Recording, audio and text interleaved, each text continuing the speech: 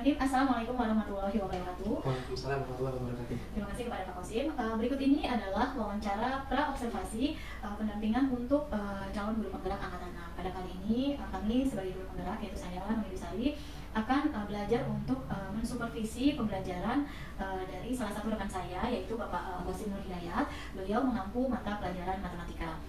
Selamat pagi Pak. Pagi Bu Dani. Jadi begini Pak, wawancara ini dilaksanakan untuk membantu Bapak mengadakan pembelajaran yang lebih bermakna. Kemudian kita juga akan sharing bagaimana persiapan Bapak dalam mempersiapkan pembelajaran di kelas. Untuk itu mohon izinnya ya Kak ya, kita melakukan sedikit wawancara mengenai persiapan Bapak nih sebelum pembelajaran. Kemudian nantinya saya izin untuk supervisi dan mengobservasi kegiatan pembelajaran Bapak di kelas. Bersedia Pak ya? Bersedia. Alhamdulillah, terima kasih banyak.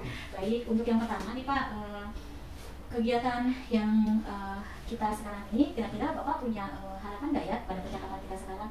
Apa yang kira-kira Bapak harapkan setelah percakapan ini kita laksanakan? Apa yang kira-kira Bapak harapkan dan Bapak dapatkan? Jadi begini Bu Dani ya. Waktu kelas 8 kan kita sudah belajar materi koordinat kartesius, di mana anak-anak itu mampu memahami yang mana kuadran 1, kuadran 2, kuadran 3, dan kuadran 4. Nah, kelas 9 kita akan belajar tentang transformasi. Selain juga pergeseran, ada rotasi, ada translasi, ada dilatasi, dan juga ada refleksi. Nah, di sini pertama saya sebagai guru matematika mengharapkan ini anak-anak pertama mampu memahami konsepnya, yang kedua memahami fakta yang terjadi di lapangan, terus yang ketiga ini anak-anak mampu menalar.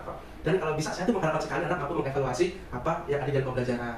Seperti itu. Jadi harapannya ini nanti setelah kita melakukan percakapan ini, semoga Bapak tuh bisa mendapatkan, oh ini hal-hal ini saya udah siap, hal-hal ini saya belum siap gitu ya Pak ya, untuk pembelajaran besok ya Pak ya. Gitu. Jadi yang tadi Bapak sebutkan itu berarti tujuan pembelajaran Bapak nanti ya Pak ya. Berarti materi yang akan Bapak sampaikan berarti adalah transformasi geometri di kelas 9. Transformasi geometri di kelas 9. Berarti tujuan pembelajarannya tadi adalah satu untuk apa? Memahami. Dan jelas kalau secara pengetahuannya mereka mampu memahami dan mampu apa namanya? Ini ya, skip dulu. Mampu memahami materi mengenai transformasi itu ya. Oke. Dan mampu ini apa namanya? Siswa ini saya memahami itu 1, 2, 3 ya. Anak-anak mampu menjelaskan materi dan juga anak-anak ini secara konsep itu bisa apa namanya?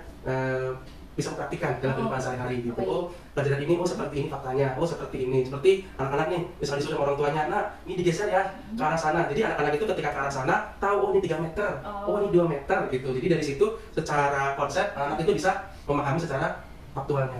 Oh jadi tujuan pembelajarannya kali ini Bapak berharap bahwa materi transformasi yang akan disampaikan itu anak-anak bisa mengimplementasikannya dalam kehidupan sehari-hari. Ya, anak juga bisa secara keterampilan itu bisa menalar, juga mengevaluasi serta mengkomunikasikan dalam pikirannya oh bahwa ketika belajar rotasi itu seperti ini, ya belajar dilatasi itu seperti ini. Makanya nanti kita akan menggunakan papan transformasi namanya. Oh gitu. Baik. Jadi ada media belajar khusus ya Pak yang sudah disiapkan oleh Pak Kosim. Ya, insya Allah menyenangkan. Ya. Amin. Baik, semoga Pak. Kemudian Pak. Nah, untuk pembelajaran besok, persiapan-persiapan apa saja yang sudah Bapak lakukan? Yang pertama, kita mengobservasi dulu nih anak-anak kira-kira sukanya seperti apa ya. Ternyata kalau belajar terlalu monoton yang hanya PowerPoint dan sepertinya kalau setiap materi PowerPoint terus tetap membosankan. Nah, yang kedua, saya mencari referensi baik dari YouTube ya, terutama di masa pandemi kemarin banyak sekali referensi-referensi yang bisa saya gunakan untuk membuat sebuah media. Nah, ternyata dengan bantuan dari teman saya dan juga salah satu partner di sekolah ya, jadi terciptalah yang namanya papan transformasi geometri. Kemudian berarti Bapak untuk perangkat pembelajarannya seperti RPP, kemudian instrumen penilaian, kemudian lembar evaluasi dan sebagainya pasti sudah disiapkan juga ya? Oh sudah, iya. Oke, alhamdulillah. Kemudian kira-kira nih Bapak, kesulitan apa yang akan Bapak temui kalau misalnya Bapak memperkirakan nih? Kesulitan apa yang Bapak akan temui ketika pembelajaran besok dengan media papan transformasi ini diuji cobakan ke anak-anak? Iya, jadi begini. Secara kemungkinan anak-anak itu kan secara konsep mungkin sudah paham ya mana 1, 2, 3 secara positif, negatif, atas dan bawah. Tapi secara faktual kadang anak-anak itu masih ini diapain ya. Oleh karena itu saya meminta bantuan nanti ya partner saya untuk membantu. Ya karena bagaimanapun ketika saya mempraktikkan berarti kan di situ hanya mungkin 1, 2, 3 orang yang ada di depan saya. Sedangkan yang lain kan supaya mereka juga tertib, makanya saya minta bantuan partner saya untuk membantunya. Baik. Berarti menghubungkan antara konsep anak-anak ke faktualnya di lapangan seperti apa ya, itu kemungkinan kesulitan yang akan Bapak temui. Baik. Kemudian strategi apa yang akan Bapak lakukan untuk menghadapi kesulitan tersebut? Bapak sudah menjelaskan mengenai perkiraan kesulitan yang akan kita alami pada pembelajaran besok. Nah, kira-kira nih Bapak udah punya strategi belum untuk menghadapi kesulitan yang mungkin akan kita temui pada pembelajaran besok? Ya, yang pertama mungkin saya minta bantuan partner untuk membantunya. Terus yang kedua, saya membuat kelompok 4 orang, di mana kelompoknya ini kelompok random gitu ya. Jadi yang pintar diurutkan, terus yang sedang nanti insya Allah yang kita menggunakan tutor sebaya. Jadi nanti yang pintar ini membantu saya pribadi untuk menjelaskan ke teman-temannya yang lain. Jadi dan di situ nanti ada LK, nanti LK itu kita gunakan dapat together. Jadi nanti misalkan 4 soal, di 4 soal ini yang menjawab berbeda-beda orangnya. Jadi semua orang harus bisa menjawab, walaupun dengan bantuan dari teman yang pintar tadi. Seperti itu. Itu bagus sekali Pak, Bapak sudah menyiapkan metode pembelajaran yang khusus dan juga media pembelajaran yang khusus. Ya, luar biasa. itu juga untuk membuat anak-anak itu percaya diri ya. Karena ini kalau mereka suruh ngomong, nggak tahu ngomong apa, kasihan. Ya, tapi kalau sudah tahu dia mau jawab apa dan juga sudah tertulis, mungkin sedikit bagi anak-anak yang kita kadang kurang untuk mengungkapkan pendapatnya, kemudian sedikit demi sedikit mau untuk mengungkapkan pendapatnya. Kadang mereka juga ketika baca itu bisa memakai kata dan pikirannya sendiri. Wah, hebat sekali. Berarti bisa meningkatkan kepercayaan diri. Ya, terutama itu. Betul sekali. Wah, hebat Pak. Kemudian berarti nih kalau saya lihat dari pembicaraan kita tadi, Bapak sudah melaksanakan pembelajaran berdiferensiasi, di mana Bapak sudah menyiapkan sumber pelajaran dari berbagai sumber seperti tadi Bapak bilang YouTube, kemudian Bapak juga menggunakan media pembelajaran dan alat evaluasi yang beraneka ragam serta metode yang memungkinkan anak-anak untuk meningkatkan kepercayaan dirinya. Wah, saya udah gak sabar nih nunggu besok untuk melihat observasi Bapak mengenai pembelajaran. Kemudian bantuan apa nih yang Bapak harapkan Bapak bisa terima untuk pembelajaran besok dalam menghadapi kesulitan tadi? Selain mungkin kan nanti rekan Bapak akan membantu ya untuk pembelajaran saya itu, ada lagi nggak Pak kira-kira bantuan yang Bapak butuhkan untuk pelaksanaan pembelajaran besok? Maksudnya gimana sih? Misalnya gini, mungkin kan kalau Bapak kan minta bantuan rekan untuk datang ya untuk membantu pembelajaran gitu. Ada nggak misalnya saya butuh wifi gitu, atau saya butuh fasilitas seperti itu untuk pembelajaran besok? Buat Bapak kira-kira butuh nggak, tahu alat pembelajaran saya udah cukup gitu? Ya. Untuk bantuan yang tadi ya saya minta tutor sebaya saya, untuk partner saya untuk membantu karena untuk masalah ini kan kalau untuk sendiri sepertinya agak kesulitan. Tapi ketika ada yang membantu dari partner, dan ini sangat menyenangkan sekali insya Allah. Itu yang pertama. Yang kedua memang dibutuhkan untuk apa ya? Saya udah jawab. Apa dibutuhkan ini apa? Maksudnya apa nih? Mau ngomong apa? Kan memang butuh apa? Pembelajaran di awal itu apa namanya? Oh, butuh pengetahuan dasar. Jadi butuh pengetahuan dasar. Bapak juga membutuhkan bantuan anak-anak agar memahami dulu pengetahuan dasar mereka mengenai transformasi ya Pak ya? Siap. Oke. Ya, sebelum kita pembelajaran, memang di awal kita sudah menggunakan pembelajaran konvensional, menggunakan PowerPoint. Jadi setidaknya anak sedikit memahami konsepnya. Konsepnya itu kan mungkin ya butuh namanya LCD ya, atau proyektor, ya butuh namanya layarnya juga, ya. Dan juga butuh ya ruangan yang nyaman yang paling penting itu sih. Jadi fasilitas juga perlu mendukung ya Pak ya untuk pembelajaran.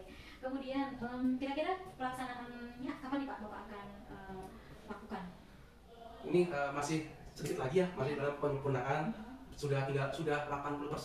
Insya Allah untuk pekan depan sudah siap untuk digunakan. Oke, berarti saya akan mengobservasi Bapak pekan depan ya Pak ya? Pekan depan, harinya hari Senin atau hari Senin, hari Rabu. Baik, nanti saya akan coba, kita akan coba untuk melaksanakan pembelajaran tersebut dan ini untuk observasi. Nah, kemudian dari pembelajaran ini Pak, dan dari wawancara kita, apa nih yang Bapak ingin tingkatkan nih dari sisi profesionalisme Bapak setelah Bapak melaksanakan pembelajaran ini dan setelah kita melakukan wawancara ini? Ya, yang namanya guru kan harus terus belajar dan belajar ya. Kalau yang namanya mengajar, mungkin semua orang bisa mengajar, tapi untuk belajar itu susah. Karena itu kita sebagai guru dengan dunia yang sangat maju sekali ya, kita harus tetap belajar. Yang otomatis apa sih yang harus dikatakan? Yang pertama ya otomatis profesionalisme saya sebagai seorang guru. Yang kedua pengetahuan saya sebagai guru matematika. Yang ketiga adalah memahami strategi dan metode untuk anak-anak di zaman sekarang. Seperti itu. Ya, luar biasa. Mudah-mudahan bisa meningkat ya Pak ya, apa yang Bapak harapkan. Kemudian yang terakhir nih Pak, oke ya sudah ya, tadi pelaksanaan observasi akan kita laksanakan minggu depan. Baik Pak, saya rasa itu saja wawancara observasi kita. Semoga nanti ketika pelaksanaan pembelajarannya kita bisa meningkatkan dan menciptakan pembelajaran yang menyenangkan. Amin. Ya. Demikianlah wawancara kami observasi sebelum melaksanakan supervisi akademik bersama rekan saya Bapak Husin Hidayat. Terima kasih. Assalamualaikum warahmatullahi wabarakatuh. Waalaikumsalam warahmatullahi wabarakatuh. Berlawanan kritik, tapi ingat kalau yang positif itu dia berlawanan dengan jarum jam. Paham ya? Terakhir sebelum kita ke situ, Pak Masih mau buat jelaskan apa yang ada di LK. Pesan Pak Masih untuk beberapa misalkan nih, Pak Masih mintanya titiknya 5/7. Masih minta rotasikan 90 derajat, ya. Jadi akan harus bisa menggunakan ini. Nanti diajarin dulu. Oh seperti ini. Oke ya. Pak Masih minta 10 menit kerja dulu letaknya. Ya, silakan. Ya, semuanya.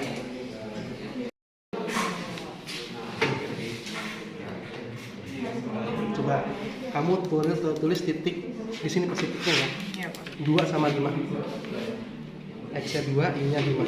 X-nya 2, Y-nya 5. X-nya 2, X-nya 2, Y-nya 5. ini. Di situ kah? Di situ. Itu ya 1, 2, 3, 4, 5. Di situ ya. Nah, sekarang coba perhatikan.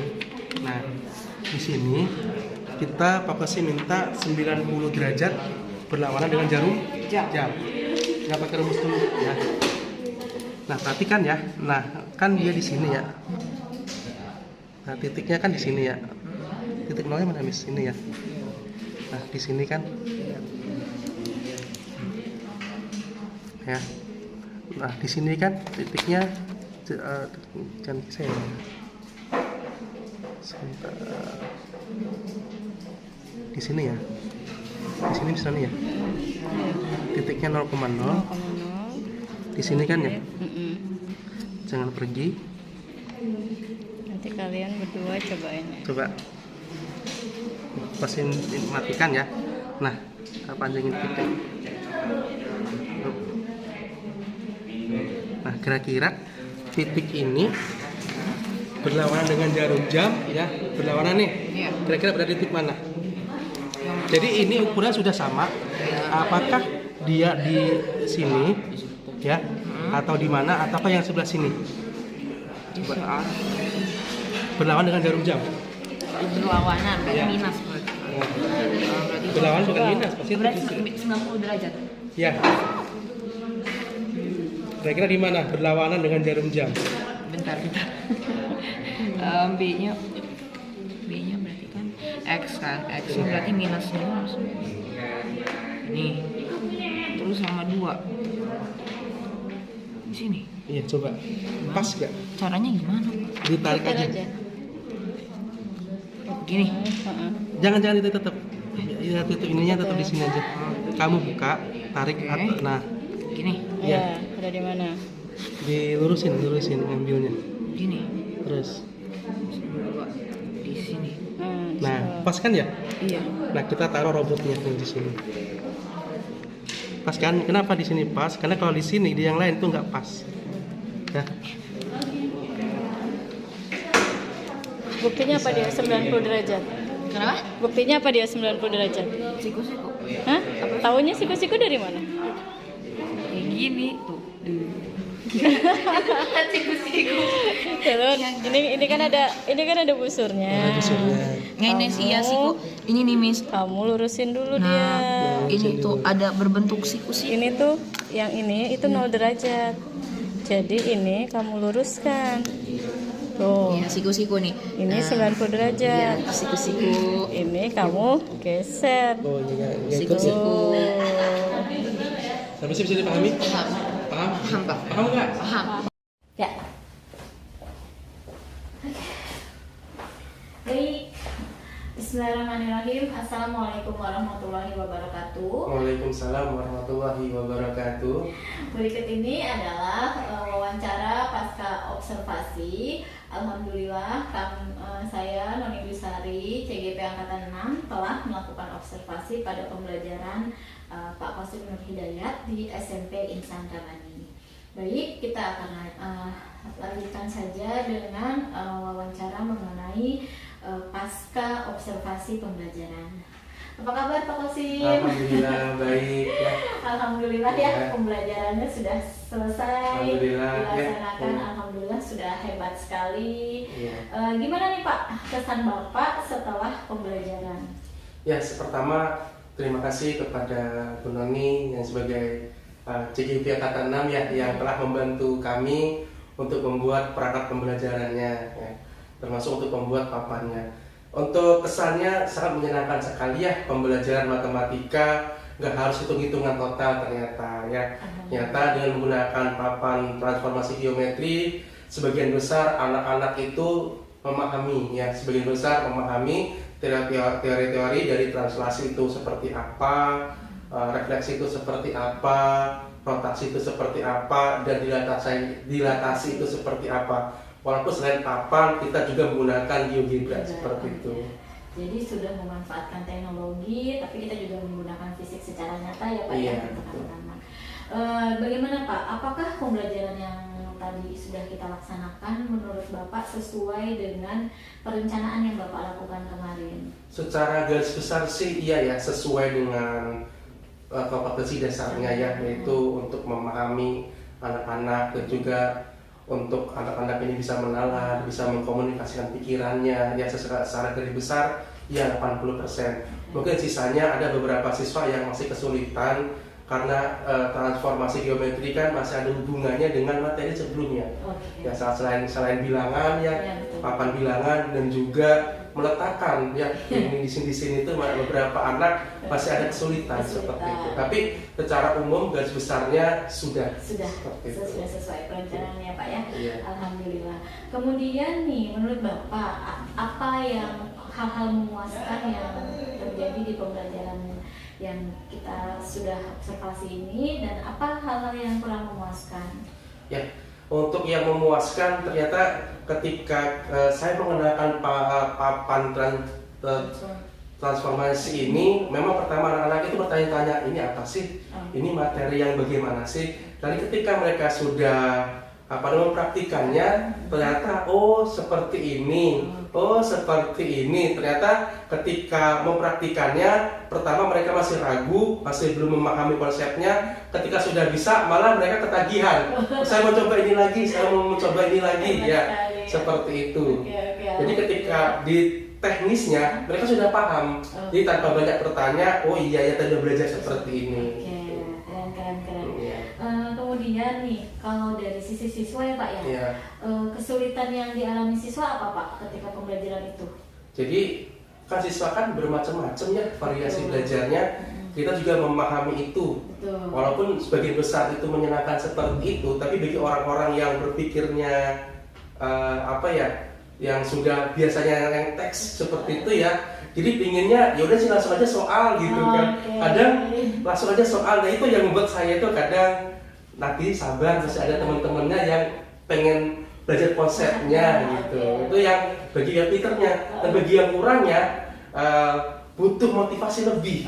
Ayo nak sini nak, ya kan, belajar ya kan, walaupun cuma melihat biasanya. Nah itu kadang butuh perjuangan lah kita memotivasi ini siswa, sehingga ini siswa mau untuk belajar bersama, terutama untuk mempraktikannya seperti itu. Wah luar biasa. Kalau saya lihat nih berarti pembelajaran yang Bapak lakukan itu sebenarnya sudah berdiferensiasi ya. Iya. Karena Pak Kosim ini ketika pembelajarannya beliau sudah mengelompokkan siswa, kemudian memberikan media pembelajaran sesuai dengan kesiapan siswa dalam belajar. Pembelajaran diferensiasinya sudah berjalan.